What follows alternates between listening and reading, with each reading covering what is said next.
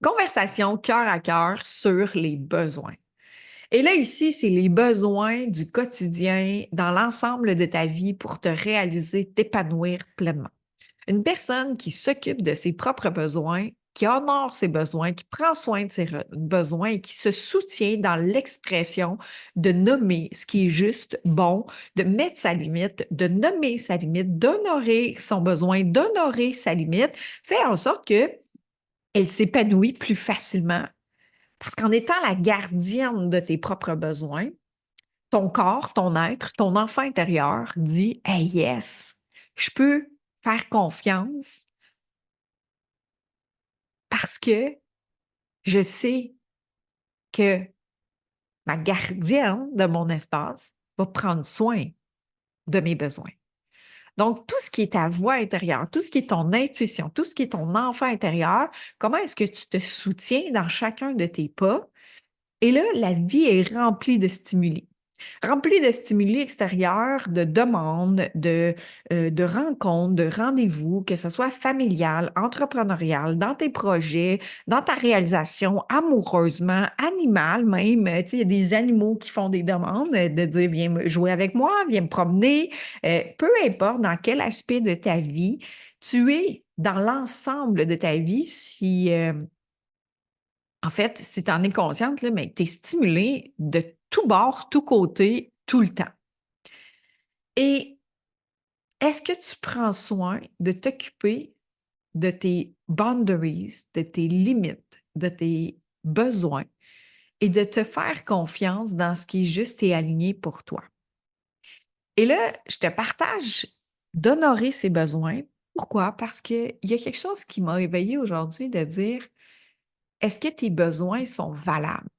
Est-ce que tu as appris pour toi, dans ta vie, dans ton expérience d'enfant, dans ton expérience de jeune adulte, et même aujourd'hui en tant que leader, même sensible, hypersensible, est-ce que tu choisis d'honorer réellement tes réels besoins? Et là, un besoin, c'est bien au-delà de manger, boire, dormir, de prendre soin de toi dans un contexte de: est-ce que tu as réellement envie d'aller à cette sortie, de dire oui à cette collaboration? Est-ce que c'est le juste moment? Est-ce que c'est le bon temps pour toi de faire telle lecture et ou d'aller prendre une marche, bien d'aller souper avec des amis? Qu'est-ce qui est réellement juste avec toi? Et là, c'est de reconnaître ce qui se passe à l'intérieur de toi et de faire confiance en ce qui est là, le soutenir, l'honorer et mettre la limite pour pouvoir honorer le besoin. Parce que automatiquement, avec un besoin, il y a une limite. C'est-à-dire, si tu dis oui, mais si tu dis non, tu dis non. Donc, la limite de chaque fois qu'il y a un besoin, il y a aussi une limite. Chaque fois qu'il y a un oui, il y a aussi un non à quelque chose. Et chaque fois qu'il y a un non, il y a un oui à quelque chose d'autre. Donc, chaque fois que tu fais un pas d'ouverture à honorer ton besoin, tu es aussi en train de mettre un pas en solidité dans la limite que pour te respecter dans ton besoin. Et là, j'ai eu une demande cette semaine où est-ce que j'ai eu un échange avec mon amoureux. Il me pose une question: est-ce que ça te tenterait de faire telle activité? Et là, d'emblée, instinctivement, en me faisant poser la question, naturellement, intérieurement, c'est pas ça que j'avais prévu, c'est pas ça qui était vibrant dans moi et j'ai répondu du tac au tac: non, ça me tente pas. J'ai pas envie. Ça me parle pas, ça vibre pas à l'intérieur de moi. Et là, dès que j'ai nommé, puis c'était dit d'une façon très amoureuse, très douce, il n'y avait pas de réaction à travers ma réponse. Mais après coup, c'est là que ça l'a déclenché de dire: Hey, est-ce que mon besoin d'aujourd'hui, d'être dans une relaxation, d'être dans l'apprentissage, d'être dans euh, papoter, peu importe qu'est-ce que c'est, est-ce que mon besoin est valable? Et là, je te pose la question de dire: est-ce que tes besoins sont valables? Est-ce que tu les valorises et est-ce que tu les honores tels que la priorité de ce qui est vivant en toi? Et là, tu vas peut-être me dire, oui, mais tu sais, il y a des compromis à un moment donné, il faut faire. Puis là, tu ne peux pas rester toujours faire juste qu'est-ce que toi tu veux. Il faut que tu fasses des choix pour pouvoir être aussi avec d'autres ou pas toujours dire non. Et là, moi, je vais tasser tout ça du revers parce que pour moi, faire des compromis, c'est qu'il y a quelqu'un d'insatisfait. Pour moi, c'est des échanges, c'est des ententes, c'est des discussions d'ouverture pour pouvoir respecter autant un que l'autre. C'est aussi quand tu dis j'ai peut-être pas le choix hein, de dire oui des fois, alors quelle croyance est-ce que tu as acheté pour te nommer ça? De dire que tu n'as pas le choix des fois, puis que faut, des fois, de temps en temps, il faut que tu dises oui. Alors, qu'est-ce que ça réveille comme croyance pour toi? Puis où est-ce que tu as appris ça finalement? Puis est-ce que c'est encore d'actualité pour toi? Parce que j'ai comme croyance, pour moi, que nous sommes toujours libres de dire oui ou non, peu importe l'accumulation des non versus l'accumulation des oui. C'est pas comme une banque où est-ce que tu te dis, ben, je dois atteindre un équilibre dans mes non puis dans mes oui sur mes besoins pour répondre pour entretenir une relation et ou tout le chemin de d'être une bonne fille et de dire oui de temps en temps pour être sûr que je me coupe pas de la relation. Alors, il y a plein de croyances à travers ça pour pouvoir revenir aux besoins de dire est-ce que tes besoins sont valables et toutes les histoires que tu peux te raconter avec ces besoins-là. Et là, ce que j'ai réalisé, c'est que ça avait réveillé à l'intérieur de moi un espace d'une petite fille que finalement, ses besoins n'étaient pas valables. Alors, le souvenir que j'ai à travers de dire je nomme mon besoin, c'est est-ce que ton besoin est valable et est-ce que tu es gêné de nommer franchement ton besoin? Donc, si c'est non, si c'est oui, c'est une chose, mais si c'est non, est-ce que tu honores ton non? Puis, est-ce que ton besoin d'un non ou de faire autre chose cette journée-là, c'est valable? C'est valable pour toi à tes yeux et que tu la considères, ce besoin-là. Ce point de vue-là qui est à l'intérieur de toi sur ici, puis c'est drôle parce que ici, c'est comme est-ce que c'est un caprice? Est-ce que tu sais, c'est vraiment ça? Et là, peut-être toutes les questions qui peuvent se poser à l'intérieur de toi de dire hey, quand que j'ai un besoin, est-ce que je l'honore, ce qui est valable, ou je me raconte toutes sortes d'histoires? Et là, c'était en lien avec la famille de dire OK, mais est-ce que je me sens obligée? Alors, combien de fois est-ce que tu peux te sentir obligée en lien avec un oui ou avec un non, en lien avec la famille, en lien avec un amoureux, en lien avec les gens proches que tu aimes, par peur de perdre la relation, par peur de perdre l'amour, par peur d'être seul, par peur justement de, si tu t'occupes de ton besoin, est-ce que ça réveille l'espace d'être rejeté, d'être seul, d'être égoïste? Alors, observe qu'est-ce que ça réveille pour toi de dire si je m'occupe réellement de mes besoins, ça veut dire choisis de m'aligner vers la réalisation de mon propre épanouissement, de mes rêves, de choisir de me réaliser, de vivre ma joie. Et ça dit, je suis gardienne de mon espace pour pouvoir justement honorer tous ces espaces-là. Donc, quand tu dis oui, quand c'est non, ou quand tu te forces à faire quelque chose, est-ce que c'est vraiment dans ton énergie de joie, d'épanouissement, d'amour et de respect envers toi, ou c'est par peur que tu dis oui? Alors, qu'est-ce qui est simulé pour tes choix que tu fais en alignement avec quoi? Alors, je te pose la question, est-ce que de te prioriser, d'honorer tes besoins en priorité, est-ce que ça l'amène une gêne? Une gêne de est-ce que tu y as droit, tu y as pas droit? Est-ce que c'est mal vu? Est-ce qu'il y a de l'espace pour ça? Est-ce que tu accordes de l'espace pour tes propres besoins? Et là, ça se peut qu'à certains moments dans ta vie ou à certains espaces de vie, comme de la collaboration, c'est clair pour toi. Tu as une facilité de t'occuper de tes besoins, de dire oui à des collaborations, de dire non à telle chose, que quand tu arrives dans certains espaces où est-ce que c'est la leader qui prend toute la place, c'est hyper facile.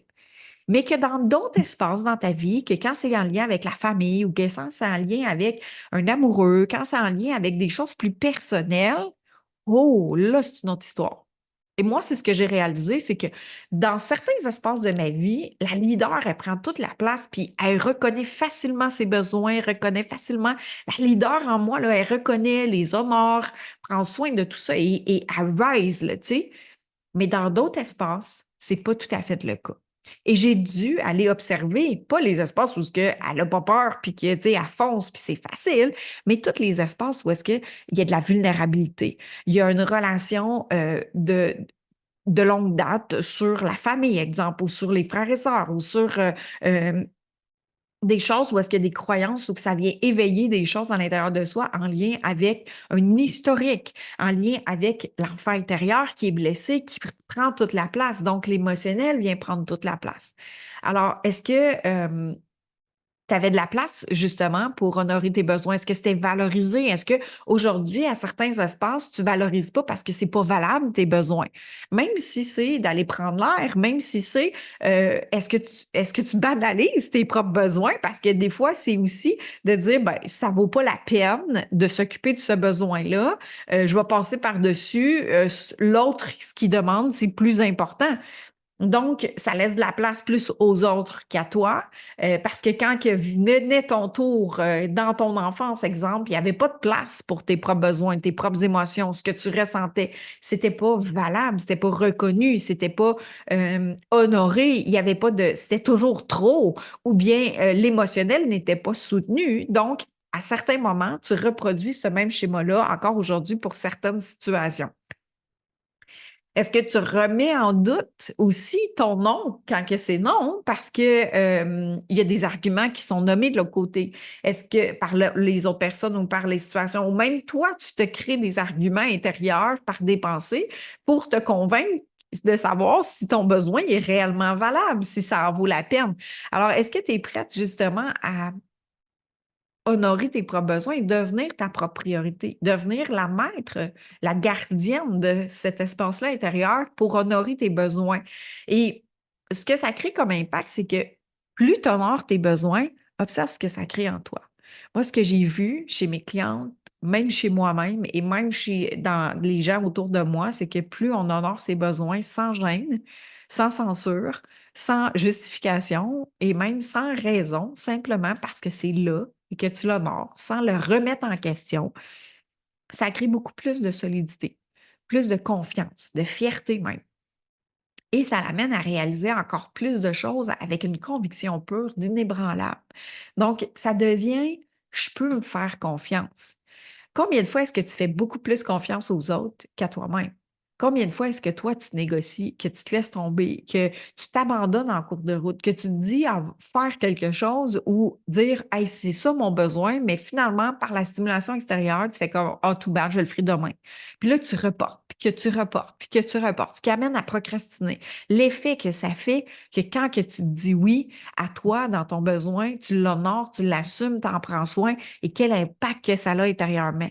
Il y a un épanouissement qui s'ouvre. Il y a comme une solidité qui vient s'installer intérieure. Ça n'a rien à voir. Tu ne changes pas physiquement, extérieurement, mais il y a quelque chose qui s'installe intérieurement. Je t'invite à le pratiquer. Je t'invite à voir ce que ça fait pour toi.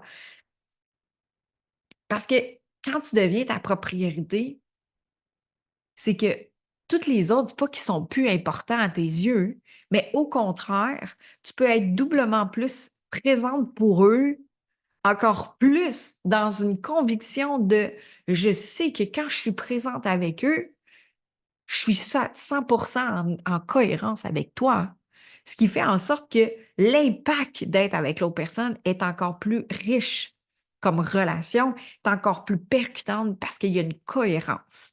Imagine si tu dis, ah, je vais y aller pareil pour faire plaisir, ou je dis oui à cette collaboration-là, ou je dis oui à telle sortie, mais que je suis en train de m'éloigner de ce que j'avais envie de faire pour moi hein, dans cette journée-là, ou de te rapprocher de ton rêve, et là, tu es en train de faire un pas complètement à côté de l'alignement de ce que tu désires et ce que ça fait. Regarde ce que ça fait à l'intérieur de toi. Chaque fois, moi, j'ai fait ça, ça l'a fait que je me suis comme tapé sa tête, c'est devenu sévère à l'intérieur de moi. J'étais déçue de moi. J'étais en train de me dire, hey, je t'ai encore été à côté de qu'est-ce que moi je veux. Et combien de fois tu es plus avenante envers les autres qu'envers toi-même, que tu es plus au petit soin envers les autres qu'envers toi-même, que tu priorises les autres que toi-même. Et ça, dans le quotidien. Alors, quand que tu te fais une promesse, quand que tu te dis j'ai envie de, quand que toi, tu écoutes réellement ce qui se passe à l'intérieur de toi, observe si tu le soutiens, tu en prends soin tu l'honores et tu exprimes ta limite, tu exprimes ton besoin pour prendre soin de justement cet espace-là qui est vivant en toi. Et ce que j'ai observé, c'est que pour transformer, d'être gêné, en fait, de prendre soin de ses propres besoins, de les honorer et de les nommer sans gêne.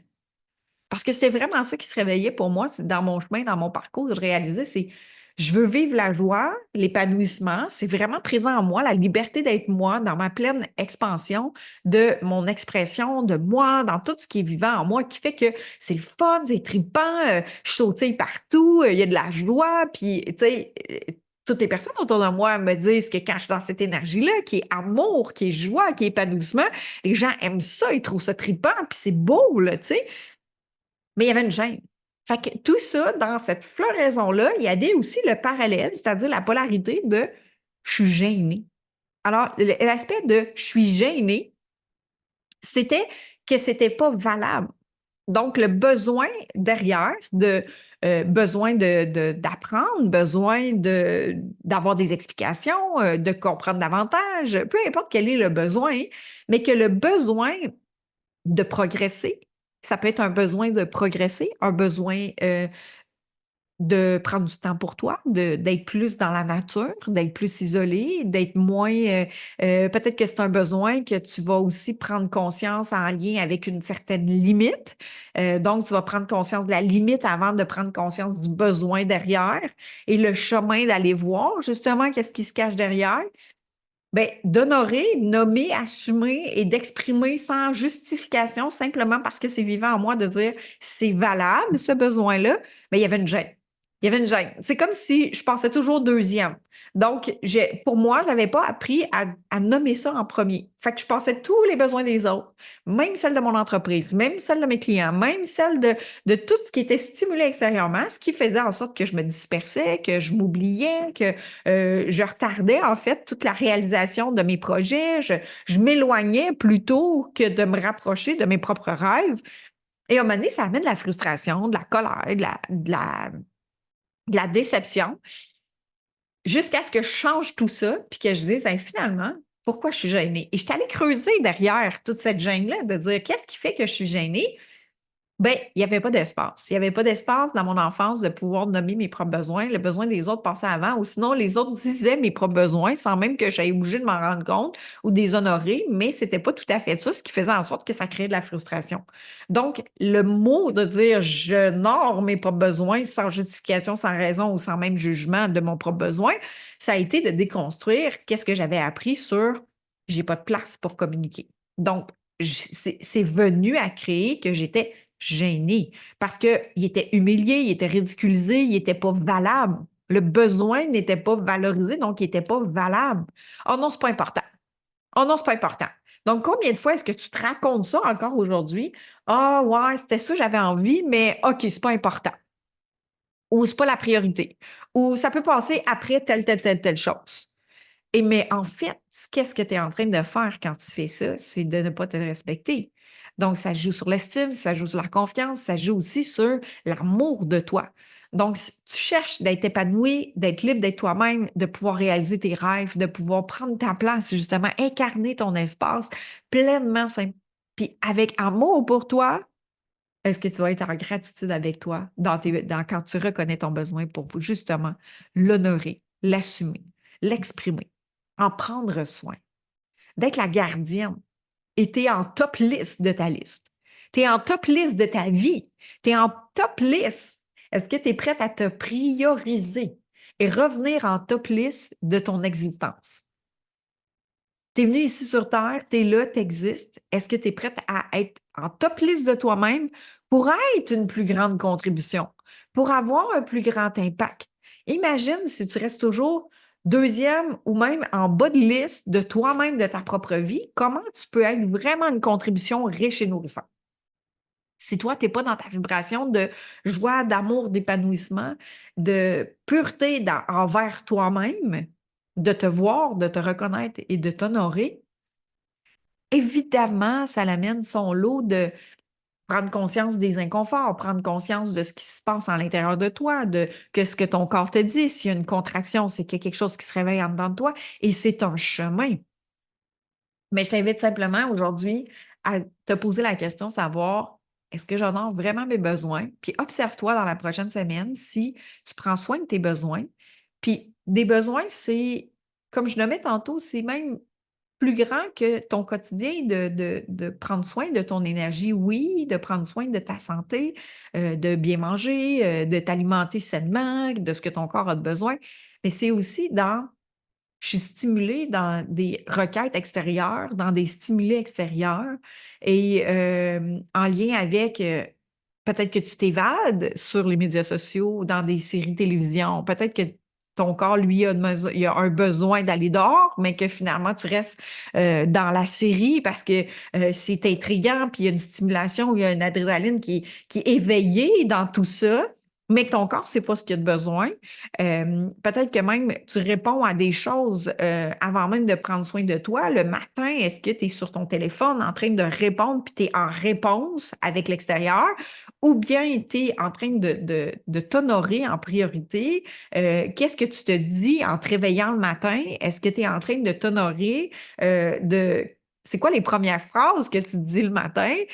Est-ce que tu te places des moments aussi pour te voir, pour avancer dans la progression de toi? Est-ce que tu es dans des apprentissages de façon continue? Est-ce que tu observes tes pensées? Est-ce que tu observes tes peurs, tes croyances? Est-ce que tu les transformes?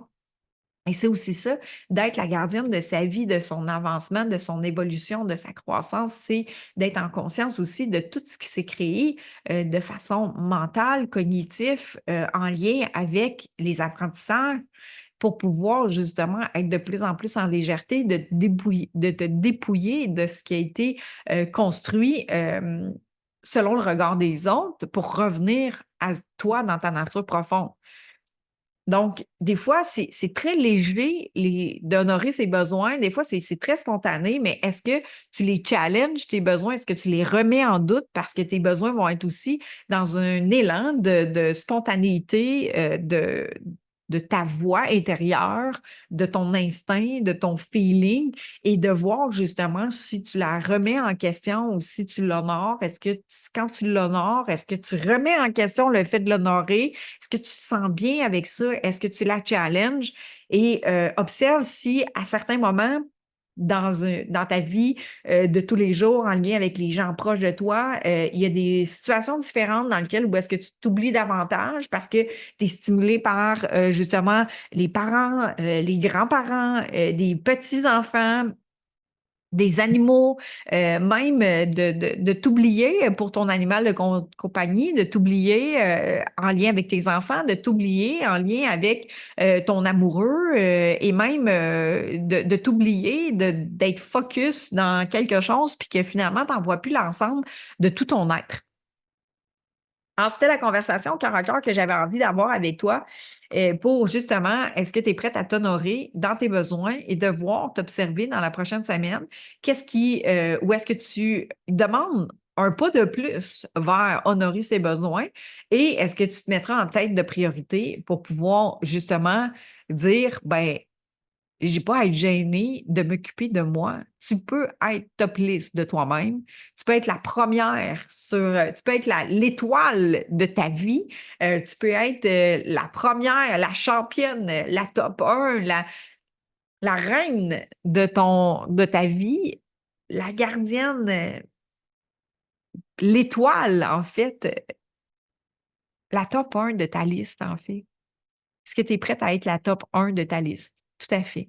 Est-ce que tu es prête à être la top 1 de ta liste, de ta propre priorité pour pouvoir justement rayonner, contribuer, accueillir toute cette abondance-là de la vie? Imagine si l'arbre, il y avait construit ses racines et qu'il avait retardé toute sa création de progresser dans sa croissance et qu'il avait été voir la fleur, qu'il avait été voir, qu'il s'était déraciné pour aller voir l'autre arbre à côté, puis qu'il cherchait les écureuils ou qu'il allait butiner ici et là sans nécessairement se concentrer sur lui dans sa propre croissance. Et plus il se concentre sur lui dans sa propre croissance, plus il devient en solidité, en maturité et devient une plus grande contribution. Et plus il sauve à cette contribution-là, plus il peut se reproduire abondamment et recréer, en fait, toute cette croissance-là si tous ces semences peuvent aussi se procréer. Donc, c'est comment est-ce que toi, justement, tu peux te concentrer sur ta croissance, de t'épanouir de ta joie pour pouvoir rayonner davantage, pour pouvoir partager cette abondance-là de qui tu es dans cette vibration d'amour, de joie et d'épanouissement. Alors, j'espère que ça l'a amené des pistes de clarté, des confirmations et ou des questionnements, des confirmations de hey oui, moi, je suis rendue là dans ma vie, je me priorise, c'est plus facile, et de voir tout ton chemin parcouru et de voir à certains espaces où est-ce que tu t'oublies, où est-ce que tu passes deuxième, où est-ce que tu justifies dans tes besoins, dans tes limites, et que tu es gêné de nommer tes limites ou que tu as peur ou tu te juges, tu te critiques ou bien encore qu'il y a un regard à porter, une attention à porter encore plus sur certains besoins ou c'est en relation avec certaines personnes ou en relation avec certaines situations. Puis de voir justement toutes les fois où est-ce que, wow, tu as réussi, bravo. Je te célèbre tellement dans tous les espaces où est-ce que tu t'honores, tu te respectes et voir ce que ça crée en toi. Et de prendre un moment pour faire ce recul-là, puis de te poser la question de dire où est-ce que ça demande plus mon attention, où est-ce que je peux me célébrer et où est-ce que, justement, je vis encore certains inconforts, mais que j'ai envie de transformer ça pour pouvoir vivre encore plus mon épanouissement, ma joie et de faire ta top liste. Est-ce que je suis en priorité dans ma liste ou bien je passe deuxième, troisième, quatrième? Alors, je te souhaite une belle réflexion. À très, très bientôt.